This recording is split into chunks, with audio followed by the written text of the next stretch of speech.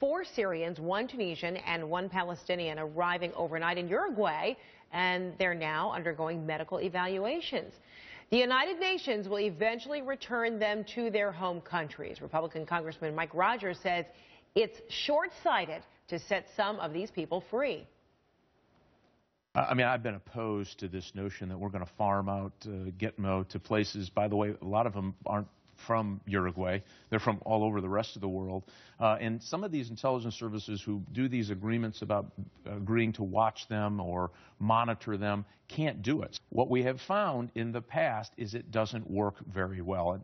I don't think that surprises anybody. So I argue that maybe we ought to rethink what we're doing here. All right, back now with Democratic Congressman Adam Schiff of California. Congressman, do you agree with Congressman Rogers? Well, I agree that there are risks, but I don't agree with him that we should keep Guantanamo open indefinitely. And the problem I have with the critics of the president's actions is they don't offer any alternative. We have to recognize we're in not only a military struggle with al-Qaeda and with ISIS, but also an ideological war. And Guantanamo is a real setback for the United States in that ideological fight, in that battle over ideas. Ultimately, we're not going to be able to kill our way out of this struggle. We have to defeat the underpinnings, the narrative, the ideology of al-Qaeda and ISIS. And so Guantanamo really does need to be closed.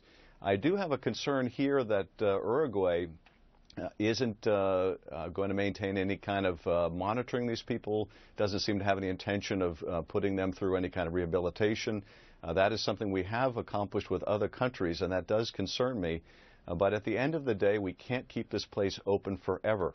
But because Uruguay doesn't appear ready to do very much, that obligation will fall on our intelligence agencies, which are already strained, I think, under a lot of the burdens they have.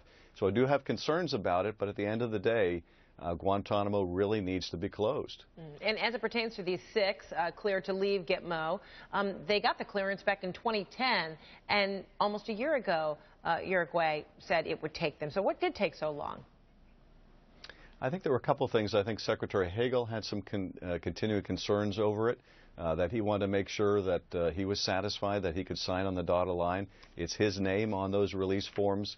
But also there was an election taking place in Uruguay, and I think that the president who agreed to accept these detainees didn't want it to be an issue in the presidential campaign, and so it was stayed until after that election was over. His successor has also approved the transfer, so that's why it has been forward, but that's also why it took so long. Okay. And then the Senate Intelligence Committee is getting a lot of pushback on its investigation into harsh CIA interrogation techniques, including, sleep deprivation, waterboarding, tight confinement, all of those things. And some are actually in the belief that, releasing this kind of information will incite more violence against Americans. Even Secretary of State John Kerry says, quote unquote, consider the timing. So where do you stand on the release of this kind of information? I think the report has to be released, and I certainly think that the Secretary and Senator Feinstein should discuss the timing. It's hard for me to comment explicitly on the timing without having the opportunity to read the report. So why, in your view, should it be released? I think it has to be released as a part of our coming clean with our own country about what was done in our name, and as a way to make sure that we don't engage in those practices again. There are risks in releasing the report. Does it also mean in potentially jeopardizing the safety of Americans, especially overseas? It does mean that there'll be risks to our facilities, risks to allied nations that are working with us because they will face the prospect of terrorist attacks on them, as well as a reaction from the domestic public. And there are going to be risks to Americans that are held hostage now or may be held hostage in the future, that they may be treated with the same waterboarding that will be revealed in this report.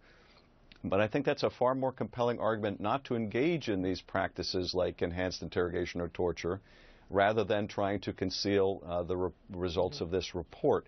So I think it really needs to be, as a part of our democratic process, as a part of coming clean with our own country, released.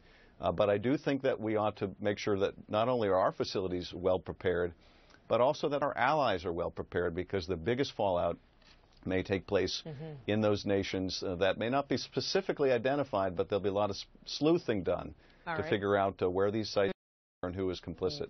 We'll leave it right there. Thank you so much, Congressman Schiff. Good to see you this Sunday. Appreciate it.